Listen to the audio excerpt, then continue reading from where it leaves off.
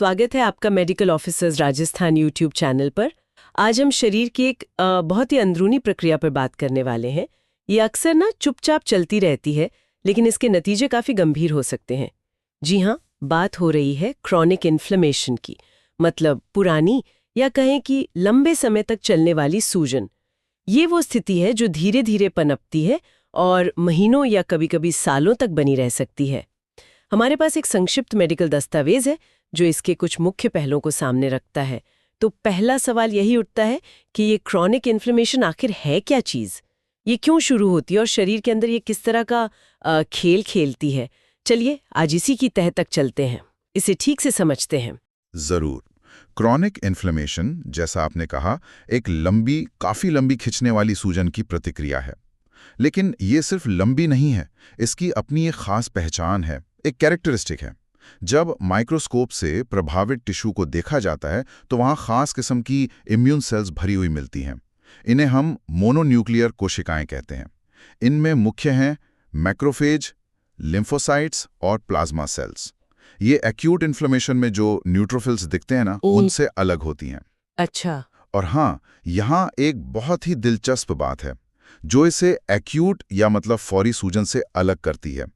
Chronic inflammation में ना दो बिल्कुल विपरीत प्रक्रियाएं एक साथ चलती रहती हैं। एक तरफ तो शरीर के टिश्यू लगातार डैमेज हो रहे होते हैं, मतलब टिश्यू डिस्ट्रक्शन, और ठीक उसी समय शरीर उनकी मरम्मत करने की कोशिश भी कर रहा होता है, रिपेयर। अरे वाह, मतलब विनाश और निर्माण साथ साथ। हाँ बिल्कुल।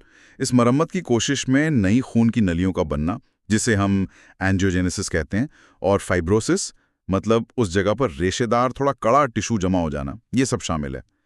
ये भी ध्यान रखना जरूरी है कि कभी कभी ये तब शुरू होती है जब एक्यूट इन्फ्लेमेशन पूरी तरह ठीक नहीं हो पाती और मामला खिंच जाता है। अच्छा, तो ये सिर्फ सूजन का लंबा चलना नहीं हुआ, ये तो एक तरह का युद्ध क्षेत्र सा हो गया शरीर के अंदर, जहां टूट फूट और मरम्मत साथ साथ चल रही है। ये तो शरीर के लिए काफी उथल पुथल वाली स्थिति लगती है। तो फिर अगला सवाल मन में आता है, ऐसी स्थिति पैदा ही क्यों होती है? वो क्या वजहें हैं जो शरीर को इस लंबे चलने वाले संघर्ष में, इस क्रॉनिक इन्फ्लेमेशन में धकेल देती हैं? हाँ, ये समझना बहुत जरूरी है कि इसे शुरू करने वाले कारक, मतलब स्टिमुलाई, क्या हैं। देखिए, स्रोत के मुताबिक इसके पीछे कई तरह की वजहें हो सकती हैं। हम इन्हें मोटे तौर पर 3 श्रेणियों में बांट सकते हैं। पहली श्रेणी है लगातार बने रहने वाले संक्रमण, पर्सिस्टेंट इन्फेक्शंस। कुछ माइक्रो ऑर्गेनिजम्स, आप कह सकते हैं कि बड़े ढीठ होते हैं, हमारा इम्यून सिस्टम उन्हें पूरी तरह खत्म नहीं कर पाता, तो वो शरीर में बने रहते हैं और लगातार इम्यून सिस्टम को उकसाते रहते हैं। इससे सूजन पुरानी हो जाती है, क्रॉनिक। इसके क्लासिक उदाहरण हैं टीबी फैलाने वाला बैक्टीरिया या सिफिलिस करने वाला ट्रिपोनेमा पैलिडम। कुछ खास तरह के फंगस और वायरस भी ये कर सकते हैं। और इस तरह की प्रतिक्रिया अक्सर एक खास इम्यून रिस्पॉन्स से जुड़ी होती है, टाइप 4 हाइपरसेंसिटिविटी, जिसे डिलेड टाइप हाइपरसेंसिटिविटी भी कहते हैं। अच्छा, पर्सिस्टेंट इन्फेक्शंस, ठीक है। और दूसरी वजह? दूसरी बड़ी वजह है ऑटो इम्यून बीमारियां। यहां दुश्मन बाहर से नहीं आता, यहां शरीर का अपना ही इम्यून सिस्टम थोड़ा बहक जाता है। वो गलती से शरीर के स्वस्थ टिश्यूज को ही बाहरी हमलावर समझ लेता है और उन पर हमला बोल देता है। अपने ही टिश्यूज पर? जी हाँ, सेल्फ एंटीजेंस पर। और ये हमला लगातार जारी रहता है, जिससे उन टिश्यूज में क्रॉनिक इन्फ्लेमेशन बनी रहती है, जैसे रूमेटॉइड आर्थराइटिस या लूपस में होता है। ओह, ये तो बड़ी गड़बड़ है। बिल्कुल। और तीसरी श्रेणी है हानिकारक एजेंट्स के साथ लंबे समय तक संपर्क, मतलब प्रोलॉन्ग्ड एक्सपोजर। ये एजेंट्स बाहर से भी आ सकते हैं, जैसे सिलिका के कण। अगर ये फेफड़ों में जाएं तो सिलिकोसिस और क्रॉनिक इन्फ्लेमेशन करते हैं। या फिर ये शरीर के अंदर ही पैदा हो सकते हैं, जैसे एथेरोस्क्लेरोसिस में कोलेस्ट्रॉल क्रिस्टल्स। कभी कभी कोई भारी चीज, जैसे सर्जरी में इस्तेमाल हुआ धागा जो घुलता नहीं है, वो भी लगातार हल्की सूजन बनाए रख सकता है। अच्छा, तो मतलब ये हुआ कि या तो शरीर किसी बाहरी दुश्मन से लंबी लड़ाई लड़ रहा है, जैसे टीबी बैक्टीरिया, या फिर गलती से खुद अपने ही खिलाफ हो गया है, ऑटो इम्यूनिटी में, या फिर किसी ऐसी चीज से लगातार परेशान है जिसे वो हटा नहीं पा रहा, जैसे सिलिका पार्टिकल्स। हाँ बिल्कुल। ये तीनों ही स्थितियां शरीर को इस क्रॉनिक इन्फ्लेमेशन के रास्ते पर ले जा सकती हैं। कारण तो समझ में आ गए, लेकिन जब ये सूजन महीनों या सालों तक चलती है तो अंदर कोशिकाओं के लेवल पर क्या हो रहा होता है? कौन है वो मुख्य किरदार जो इस पूरी कहानी को चला रहे हैं? यहाँ बात शायद और भी दिलचस्प हो जाती है। बिल्कुल, सेलुलर लेवल पर ये एक बहुत ही जटिल नाटक है। जैसा हमने शुरू में कहा, मोनोन्यूक्लियर कोशिकाएं मुख्य हैं, लेकिन इनमें भी एक कोशिका है जो इस पूरी प्रक्रिया के एकदम केंद्र में है। वो है मैक्रोफेज। मैक्रोफेज, हाँ सुना है इनके बारे में। ये सफाई वाले सेल्स होते हैं ना? हाँ, आमतौर पर इन्हें शरीर का सफाईकर्मी माना जाता है। मरे हुए सेल, बैक्टीरिया वगैरह को ये खा जाते हैं, फाइगोसाइटोसिस।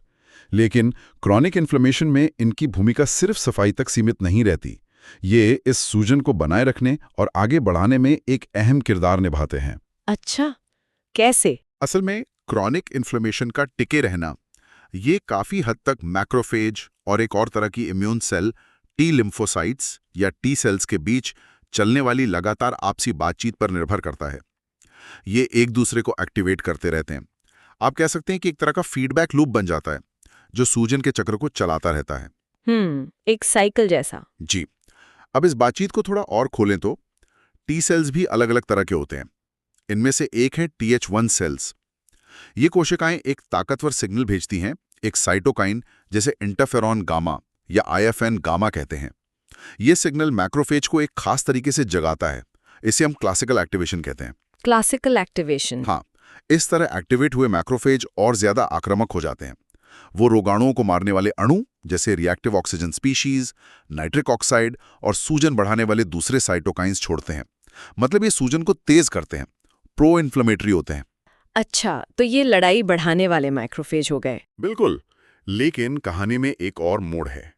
टी सेल्स का एक दूसरा प्रकार भी है, TH2 सेल्स। ये अलग तरह के सिग्नल भेजते हैं, जैसे इंटरल्यूकिन 4 और इंटरल्यूकिन 13। ये भी साइटोकाइंस हैं। ये सिग्नल मैक्रोफेज को एक दूसरे बिल्कुल अलग तरीके से जगाते हैं। इसे कहते हैं alternative activation. Alternative activation, okay. जी, और इस रास्ते से एक्टिवेट हुए मैक्रोफेज का काम सूजन बढ़ाना नहीं, बल्कि टिश्यू रिपेयर और फाइब्रोसिस को बढ़ावा देना होता है। ये सूजन को कम करने की दिशा में भी काम करते हैं, एंटी इन्फ्लेमेटरी।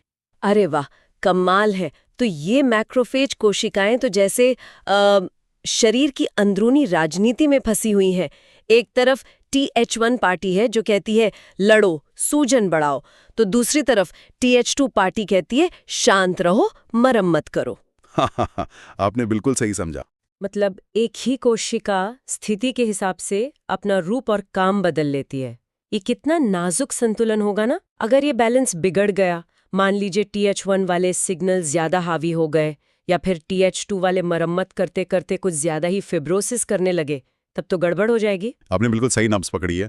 ये संतुलन ही, यही कुंजी है। क्रॉनिक इन्फ्लेमेशन में अक्सर यही संतुलन बिगड़ जाता है।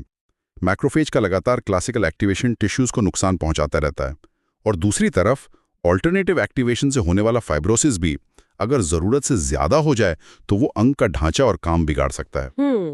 ये दोनों ही पहलू क्रॉनिक इन्फ्लेमेशन के जो बुरे परिणाम होते हैं उनसे जुड़े हुए हैं। तो अब हम इस चर्चा के सबसे अहम और शायद सबसे चिंताजनक हिस्से पर आते हैं। हमने समझ लिया कि ये सूजन कैसे शुरू होती है, कौन सी कोशिकाएं इसमें शामिल हैं, वो कैसे एक दूसरे से बात करती हैं। लेकिन अगर ये प्रक्रिया महीनों या सालों तक चलती रहे तो शरीर पर इसके अंतिम या कहिए के दीर्घकालिक प्रभाव क्या होते हैं? इस लगातार चलने वाली अंदरूनी लड़ाई का नतीजा क्या निकलता है? ये वाकई गंभीर सवाल है, क्योंकि क्रॉनिक इन्फ्लेमेशन के परिणाम हल्के नहीं होते। शोध दस्तावेज 3 मुख्य और काफी चिंताजनक परिणामों की ओर इशारा करता है। अच्छा, कौन से हैं वो? पहला है स्कारिंग या फाइब्रोसिस का बहुत बढ़ जाना।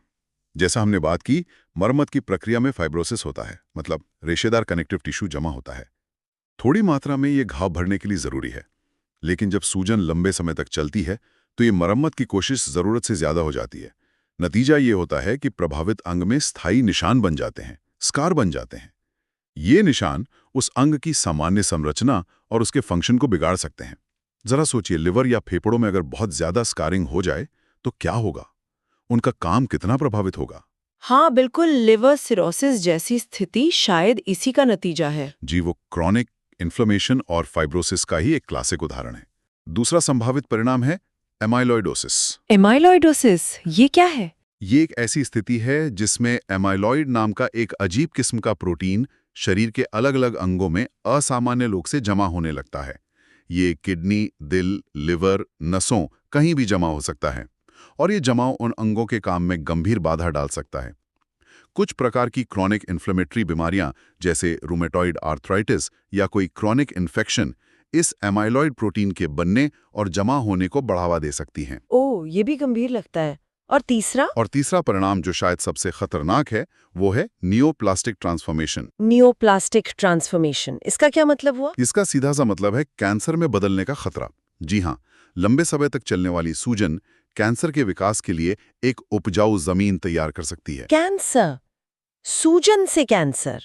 हाँ, ऐसा क्यों होता है? इसके पीछे कई कारण हो सकते हैं। देखें, लगातार कोशिकाएं मरती हैं और नई बनती हैं। इसे सेल टर्नओवर कहते हैं। इससे जेनेटिक गलतियों का मतलब म्यूटेशन का खतरा बढ़ता है।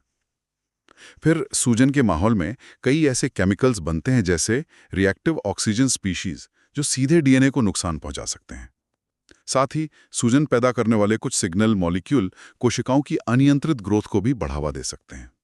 ये तो बहुत ही डरावनी बात है। हाँ, और स्रोत में इसके बहुत स्पष्ट उदाहरण दिए गए हैं, जैसे हेपेटाइटिस सी वायरस का क्रोनिक संक्रमण।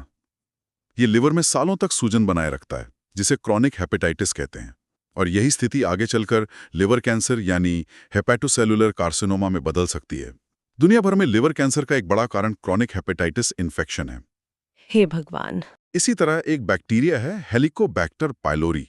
ये पेट में लंबे समय तक रहकर क्रोनिक गैस्ट्राइटिस मतलब पेट की अंदरूनी परत की सूजन और पेप्टिक अल्सर कर सकता है। और यही क्रोनिक गैस्ट्राइटिस आगे चलकर पेट के कैंसर, गैस्ट्रिक एडेनोकार्सिनोमा और एक तरह के लिम्फोमा का खतरा भी बढ़ा देता है। ये तो सचमुच आंखें खोलने वाली बात है। मतलब क्रोनिक इन्फ्लेमेशन सिर्फ किसी अंग में लगातार चलने वाली सूजन भर नहीं है। ये धीरे धीरे उस अंग को बर्बाद कर सकती है स्कारिंग से, शरीर में असामान्य प्रोटीन जमा कर सकती है एमाइलॉइडोसिस से, और सबसे डरावनी बात, ये कैंसर का बीज भी बो सकती है। ये लिवर और पेट कैंसर वाले उदाहरण तो बताते हैं कि इसे कितनी गंभीरता से लेने की जरूरत है। तो चलिए आज की इस काफी गहरी चर्चा को समेटते हैं। हमने क्रोनिक इन्फ्लेमेशन के बारे में कई अहम बातें जानी। पहला, ये क्या है?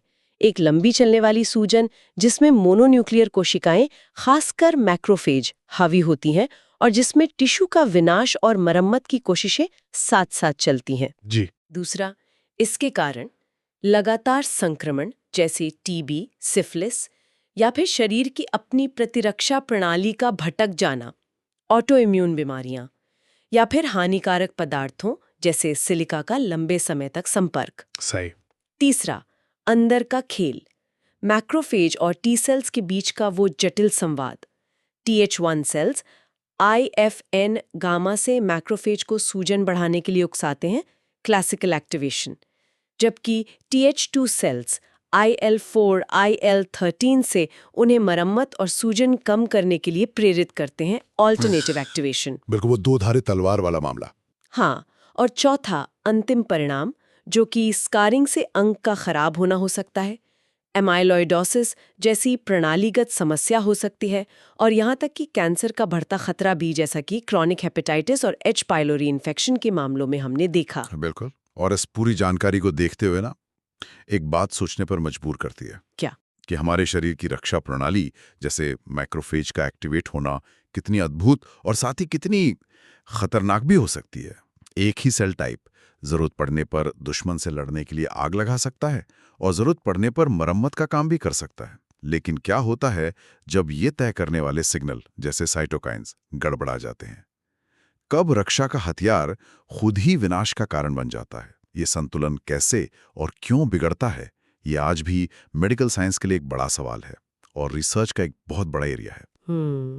ये वाकई सोचने वाली बात है। या इसे यूं भी देख सकते हैं कि सूजन, जो असल में शरीर को बचाने की एक फौरी और जरूरी प्रतिक्रिया है, जब किसी वजह से पुरानी या क्रोनिक हो जाती है तो वो खुद ही एक बीमारी बन जाती है, बल्कि कैंसर जैसी बड़ी बीमारियों की जड़ बन सकती है। ये हमें याद दिलाता है कि शरीर के अंदर सब कुछ एक बेहद नाजुक संतुलन पर टिका है और इस संतुलन का बना रहना हमारे स्वास्थ्य के लिए कितना महत्वपूर्ण है। वाकई ये संतुलन का बिगड़ना ही शायद क्रॉनिक इन्फ्लेमेशन की कहानी का सार है। उम्मीद है कि आज की इस चर्चा से क्रॉनिक इन्फ्लेमेशन की जटिलताओं को, इसकी बारीकियों को समझने में मदद मिली होगी। आज के लिए बस इतना ही। धन्यवाद। धन्यवाद।